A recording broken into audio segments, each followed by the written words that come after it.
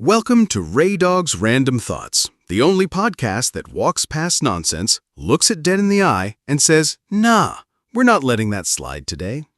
Chip here. Yep, Saggers, this one is for you. And today's topic? You've seen it, you've rolled your eyes at it, you've probably tripped over it at least once at a bus stop. We're talking about sagging pants, the cultural fashion disaster that refuses to die. I'm Maggie. As a woman, I would like us to touch on the teen girls who wear booty or cheeky shorts.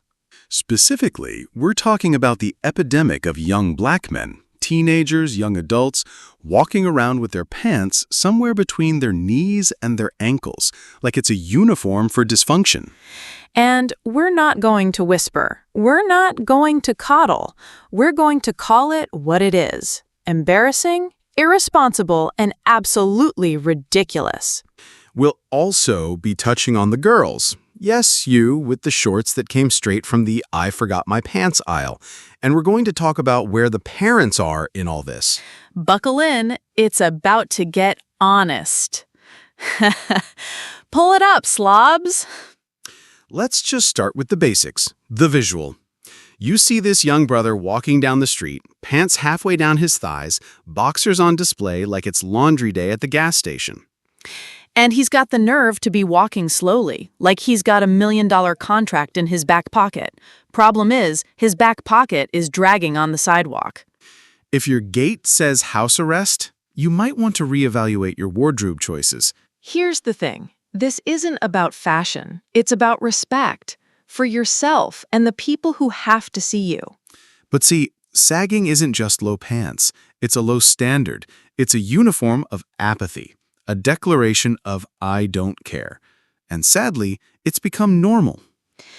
Not stylish, not expressive, just normal. And that's the problem. When foolishness becomes tradition, the culture is in trouble. Let's back it up. Where did sagging even come from? Prison. That's the origin. Inmates couldn't wear belts, so pants sag naturally. That's not a fashion statement. That's a lack of options. Then, somehow, some genius on the outside said, you know what's hot? That jailhouse vibe. Let's bring that to the suburbs. And boom. Suddenly, sagging became associated with rebellion, street cred, and so-called swag. It was never about expression. It was about imitation, imitating dysfunction, glorifying confinement, making incarceration look like aspirational.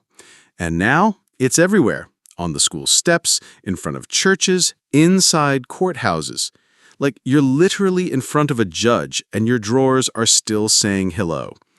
We took a warning sign and made it a wardrobe choice. Now, let's talk about who's not talking. Black leadership. And I'm not talking about just Al Sharpton and the NAACP. I'm talking about pastors, community mentors, coaches, everybody who used to say, that ain't right. They're all missing in action, and if they do speak, it's vague. Let's uplift our youth. Okay, but can we start by uplifting their pants? Or are you too busy race baiting? We have black men on TV protesting everything but this. Police brutality, loud voices. Sagging pants, crickets. It's like this conversation is too low-hanging, pun intended. They won't touch it because it's cultural. But so is smoking indoors, and we got rid of that when it stopped making sense. Now, here's where we get real controversial. We're saying, make it illegal. Yep, keeping it 100. Fine folks, just like we fine people for indecent exposure. If you can't show your cheeks at a restaurant, why is it okay on the city bus? Some cities have already done it. Louisiana, Florida, Georgia, passed ordinances, small fines, community service. And you know what? It worked. Because at the end of the day, if people won't respect themselves, the law has to step in and say, we will. And no, this isn't about being anti-black. It's about being anti-stupidity. Now, we're equal opportunity critics here. Because while the fellas are busy sagging, The ladies are out here in what I like to call Post-it note shorts. What do you say, Maggie? Booty shorts, cheeky shorts, and some outfits that are just straight disrespectful to every piece of fabric that ever existed. Half these girls are underage and walking through malls like they just got off a music video set for Who Needs Pants? Let's ask, where are the parents? Who looked at that outfit and said, "You look modest, baby"? Moms, dads, this ain't it. You don't need a daughter out here dressing like she's interviewing for Instagram clout. And again, there should be laws. You can't walk around a school zone shirtless. Why is cheek-out fashion okay in a supermarket? Let's blame some co-conspirators. Music videos, social media, and entertainment. BET, MTV, YouTube, TikTok, all showing the same nonsense. Shirtless men with sagging pants and girls dancing in shorts so short they probably came with a warning label. And this is what our kids grow up watching over and over. So they think, oh, this is just how adults act. Monkey see, monkey sag. And what does that say about us, the generation that allowed this garbage to be mainstreamed? You think you're rebelling when you sag? You're not fighting the system. You're just telling the world you don't own a mirror. No kidding, Maggie. And you're doing it at the expense of your image, your respect, and your future. Ask yourself this. If you are so proud to walk around with your sagging pants, why do you pull them up when you pass a male? You know you don't want him looking at your butt, so stop it already. Sagging doesn't make you tough. It doesn't make you deep. It doesn't make you real. It makes you look like you don't take life seriously. And guess what? Employers see that, police see that, judges see that, teachers see that, and yes, so does your grandma. Here's the thing. We're not saying everyone has to wear a suit, but there's a line between casual and catastrophe. We need to raise the bar, especially in the Black community.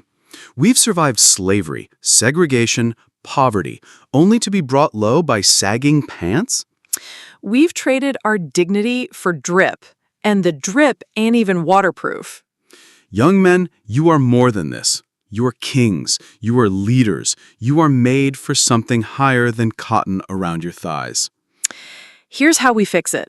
Parents, start checking what your kids wear before they leave the house. Churches, start preaching on image, modesty, and identity again. Communities, mentor, speak, correct. Lawmakers, don't be afraid to legislate standards. And let's be real, sometimes peer pressure can work for us. If the cool crowd starts pulling up their pants, guess what? The rest will follow. It starts small. One neighborhood, one school, one brave parent willing to say, nah. We said what we said. No filter, no fluff, and definitely no sagging. This is not hate. This is love in tough clothes. We want our people to rise, and rising starts with pulling up. If you've got young people in your life, share this with them. Start the convo. Be the voice that says, nah, we expect better. This is Ray Dogg's Random Thoughts. And next time, we might talk about something lighter. Or we might come for bonnets in public. Who knows? That's right, Chip. Until then, stay sharp, stay bold, and please stay dressed. Random thoughts, politics, culture, religion. What is the vision? Random thoughts, politics, culture, religion. What is the